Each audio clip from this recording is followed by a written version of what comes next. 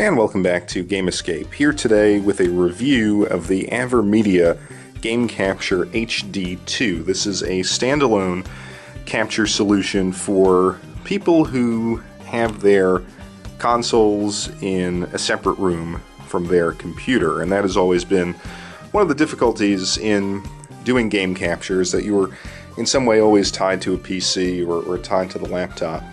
This is the second edition of this device that AVerMedia put out. They had a Game Capture HD1, which I'll talk about in a little bit, but first I just want to go over the device here.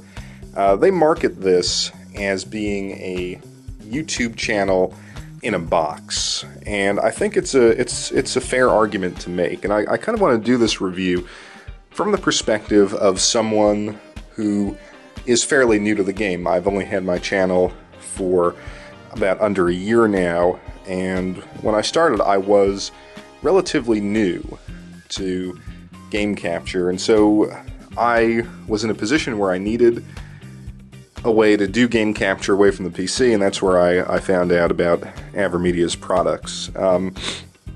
If we look at the front of the device, you'll see that you have a USB port here on the front, so we can get that in focus. Focusing is not great here, but it's got a USB port there in the front, and you can use USB storage devices, I believe up to 32 gigabytes, and then you can plug a headset and microphone directly in the front to do Let's Plays. I've tested that functionality. I don't have any videos up using it because I'm not really a Let's Play channel, but it worked flawlessly. You have the HDMI indicator.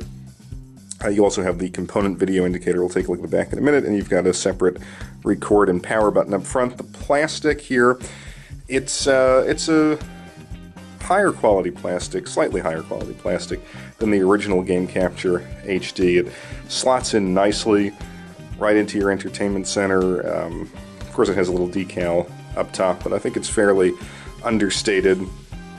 Has some venting on both sides, and if you look at the back, you've got the big deal here: HDMI in, HDMI out. You can also do component video in. You have to do that if you want to record with a PS3, because they have HDCP protection on their HDMI slot. So I've got a LAN port, and this is important because you can actually, if you have a hardwired connection, which I don't, so I've never tried this, you can actually upload your videos directly to YouTube. And they also have an editing feature, which I've experimented with a little bit. I mean, it's okay if you don't have any editing software, but it's inferior to any kind of PC editing solution that you might have. And then, of course, you've got the power cable slot. And on the back, this is kind of the interesting thing about these devices. You can actually put a 2.5-inch laptop hard drive in here, so you have some dedicated storage, although I've never found the need to do that.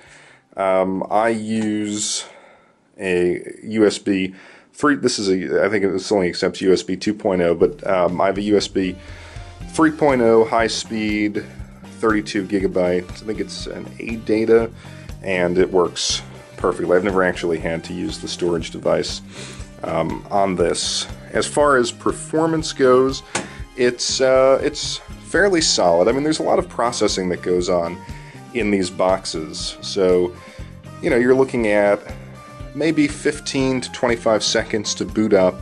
It has two modes. I'll talk a little bit about that when I show you the remote control. It's a solid OSD. You can navigate the storage management program pretty well. There's really, I mean, it's not a PC, so you're going to have to take a little bit of time to move through the various menus, but it's a little bit snappier than on the previous generation device. Alright, let's talk about the remote control. Very clean, simple remote control. See if we can get a shot of that here. You have the power button. You have the source button, And this actually also functions as a mode select button. Basically, there are two recording modes.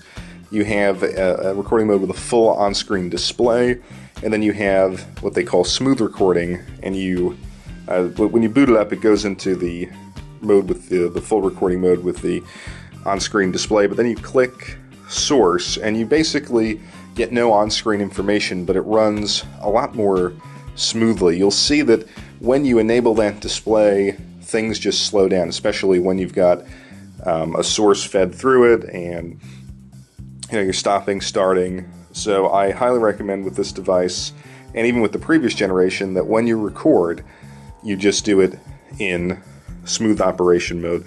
Works wonders. Obviously, you've got your record button, you've got your screenshot button, which is a nice feature, and then you can adjust the quality. You can upload. You go right into the, I think you go right into the editor from here. You can see your disk space. So it's very, very functional remote control. The only problem that I've had with it is that it's very, very directional. I mean, you really have to be on a straight line with the device. It doesn't always register all of your inputs, but that is kind of a small concern. It's a pretty nice solution. As far as quality goes, I'll have some links below to some of my videos where you can see the quality. I've got some Wii U videos, and I believe I've got one 1080p, one 720p, and then I can show you a comparison between two Xbox 360 videos, one done on the Game Capture 1 and one done here on the Game Capture, or the Game Capture HD 1 versus HD 2, so you can see a little bit of the quality. So I've been talking about it for a while now. Now let me show it to you. This is the original Game Capture HD. This is what I got when I started up my channel. Offers a lot of the same benefits as the HD2. Of course, you don't have HDMI, but it will record in 720p. I think it goes up to I think it only goes up to 1080i. Actually, I've always recorded here in 720p for basically because of bandwidth constraints and uploading the video. I don't have that problem anymore. So most of the footage that you'll see from this box in the links below, you'll see at 720p. But you can make your comparisons. Again, it has a, if you look in here, again, you can put a hard drive in there. Again, I've never felt the need to do that. Just close this. So I mean, the question is this a worthy upgrade? And I think personally, and you can make the determination yourself from the clips in the description below, the quality jump between the 1 and the 2 is not huge. I mean, there is, I think, slightly higher fidelity on the HD2, but if you've already purchased this, I mean, I got this for $100, and it has proven very, very useful.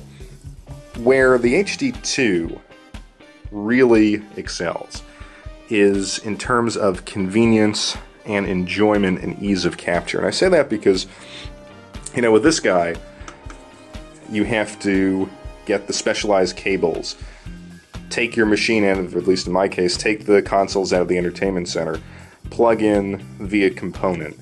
And it just took a while to set up, and then on top of it, I couldn't run it. I suppose I could have, but I just didn't want to pull my receiver out to do this. I wasn't running it through my receiver, so I was playing games with just lesser visual quality because I was recording in 720.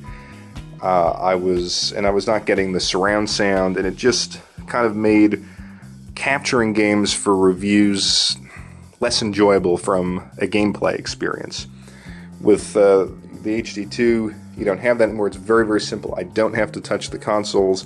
I have a receiver that has all of the HDMI ports on the left-hand side, which is to which I have very easy access, basically with the setup of my entertainment center.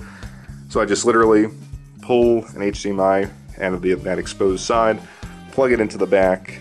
I've got this on a dedicated port on the receiver, and it works perfectly. It makes gaming It makes capturing and gaming seamless and so much more enjoyable, and quite frankly, so much easier to do. Of course, it won't work with the PlayStation 3. I mean, it will work with the PlayStation 3, but you have to get the separate dongle to use the component cables. It doesn't come with that, so that's kind of a pain. And it will not work, but it's actually, this is the one complaint that I do have, it's marketed as being compatible with the PlayStation 4, which it is not out of the box. Now, that's not AVerMedia's fault, at least from a functionality standpoint, because there is no external video capture allowed on the PlayStation 4 due to Sony's rather inane policy on that. They claim that they're working on it. I spoke to AVerMedia. They told me that as soon as Sony solves that problem, patches the PS4, removes the HDCP over HDMI, then this should work flawlessly. Of course, I can't really attest to that, but I've used it again with the Wii U and the Xbox 360, and it has been sensational. It retails for, I think, $179.99. I got mine for $169.99.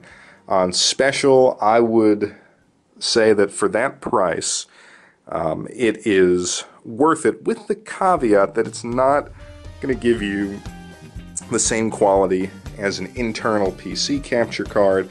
Again, I can't speak to the quality versus something like the Elgato HD or any of the Hauppauge solutions, although I think Hauppauge just came out with something similar to this. But basically, for a person who is kind of new to YouTube, someone who is looking for a plug-and-play solution, I think the quality is very, very good on this, and I can wholeheartedly recommend it. I haven't had any major problems with it. I got it when it first came out, and I did have a crashing issue when I was on the original firmware. I've since updated the firmware, and I have not had that problem. It runs cool, and it is really a pleasure to use and makes the hobby of creating YouTube videos a lot more enjoyable, because you don't have to fight with the wires, you don't have to play in lesser video quality settings, you don't have to suffer through